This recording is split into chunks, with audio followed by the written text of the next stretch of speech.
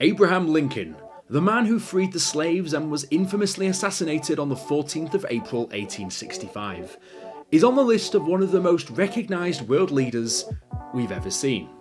He is such an infamous person in history that we had a bit of morbid curiosity one time and cracked open his coffin to see what was in there one last time. So, why the hell did we do that? And what did we learn in the process? Well, the whole thing's a little strange, but today we're going to talk about that one time in history that makes you go, what the fuck was that about?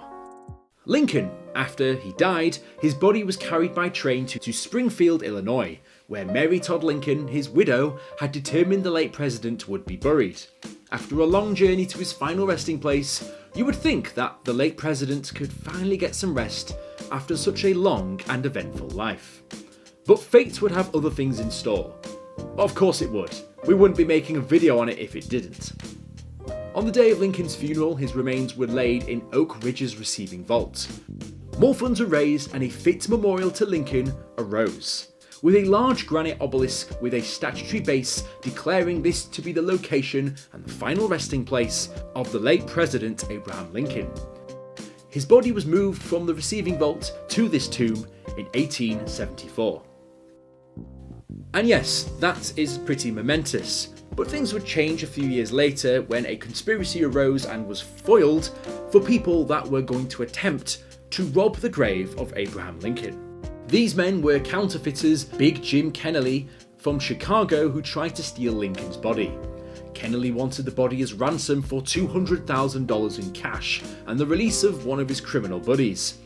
He unfortunately hired a government informant to assist him, and by doing this, his plans came to a swift end.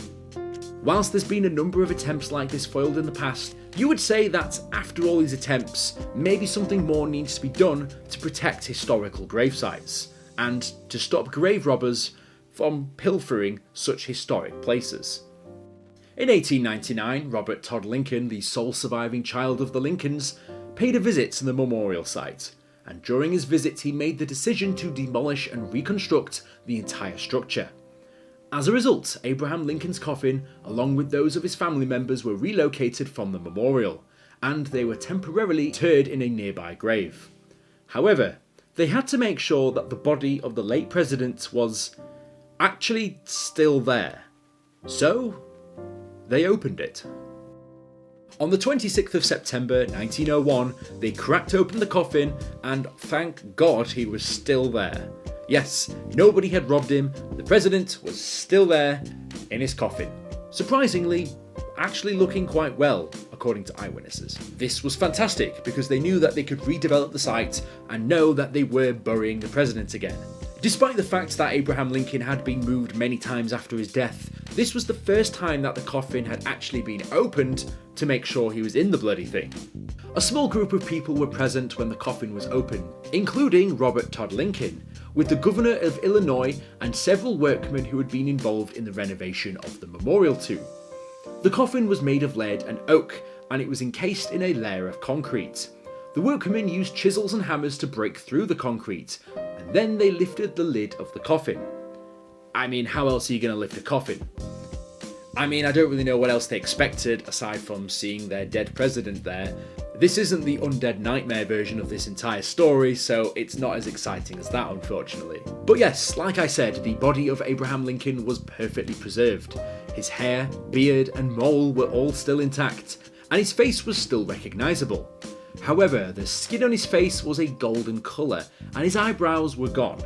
This was due to the injury that he suffered when he was shot in the head, before he died. Part of his clothing had deteriorated away, such as his gloves, but on the whole, he was still whole. Yeah, I mean, even his teeth were still there. Despite the fact that dental hygiene back in the day basically didn't exist, his teeth were still somewhat teeth. Look, I'm just going to say it, everyone back in the day had terrible teeth, even US presidents. The people who were present were all allegedly deeply moved by the sight of Lincoln's body. They'd all grown up hearing stories about him, and now they were seeing him for the very first time. They stood in silence for a few moments, and then they closed the coffin and replaced the lid.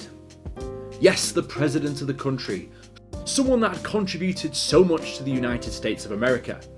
This thought ran through his surviving son's head, and decided to take steps to further protect his remains, particularly given the previous attempts for people to steal his body. A large steel cage was placed around the coffin deep underground, making it next to impossible to steal. Ultimately, the decision as to whether to open the grave was a rather personal one, particularly that this was pretty much his only surviving family member at this point, who made the decision to make sure that he was still there. Hence the reason that people opened the president's coffin, and knowing he was there, put him in a place where, fingers crossed, he'll stay to rest for eternity. Or, at the very least, get one last good look at those shiny pearlers that he's got in his mouth. Those beautiful, beautiful poorly dental hygiene teeth. If you guys like that video, here's another one just like it. I'll see you guys in the next video. Fantastic.